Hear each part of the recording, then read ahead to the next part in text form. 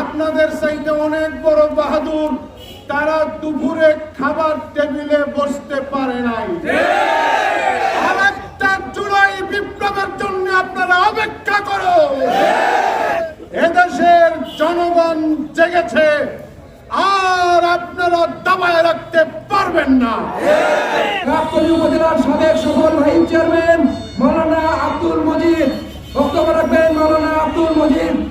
আসসালামু আলাইকুম ওয়া রাহমাতুল্লাহি ওয়া বারাকাতুহু। আলহামদুলিল্লাহি রাব্বিল আলামিন ওয়াসসালাতু ওয়াসসালামু আলা সাইয়্যিদিল মুরসালিন ওয়া আলা আলিহি ওয়া আসহাবিহি আজমাইন।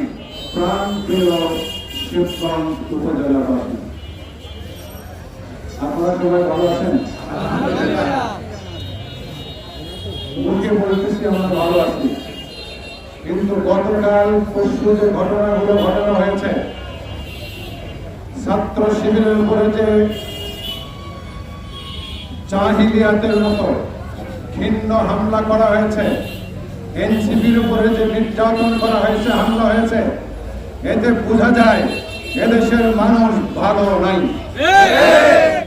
প্রিয় ভাইয়েরা আমার, আমাদের বিএনপির মহাসচিব বলেছিলেন যে এই জুলাই বিপ্লবের সাথে আমাদের কোনো সম্পর্ক নাই।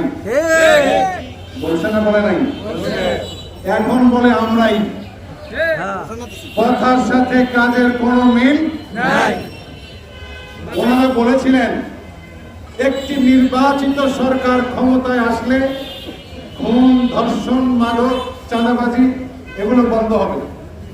ক্ষমতায় তো আসছেন, আসার পরে খুন বাড়ছে না কমছে?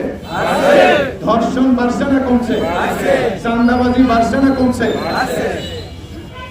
এখন আমরা আরো দেখতে পাচ্ছি বিদ্যুতের দাম বেশি, গ্যাসের দাম বেশি, আবার ভুতুরে বিল আসতেছে। কি আসতেছে? ভুতুরে বিল, আজগবি বিল। দেশের মানুষ এখন অশান্তিতে বর্তমানে আছে। আমরা বলতে চাই, শত শত তাজা প্রাণ রক্ত দিয়েছে, এই রক্তের উপরে দাঁড়িয়ে ক্ষমতায় গিয়েছেন, বালুর ট্রাক সরাতে পারেন নাই, লন্ডন থেকে নেতাকে ফিরে আনতে পারেন নাই, এখন বাহাদুর সেজে গেছেন। আপনাদের চাইতে অনেক বড় বাহাদুর, তারা দুপুরে খাবার টেবিলে বসতে পারে নাই।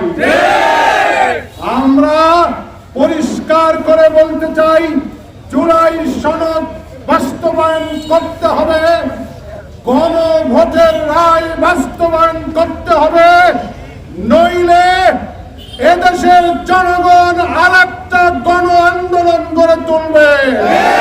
আরেকটা জুলাই বিপ্লবের জন্য আপনারা অপেক্ষা করো। এদেশের জনগণ জেগেছে, আর আপনারা দাবায় রাখতে পারবেন না। সকলকে ধন্যবাদ। সুবহানাকাল্লাহুম্মা ওয়া বিহামদিকা আশহাদু আল্লা ইলাহা ইল্লা আনতা আস্তাগফিরুকা ওয়া আতুবু ইলাইক।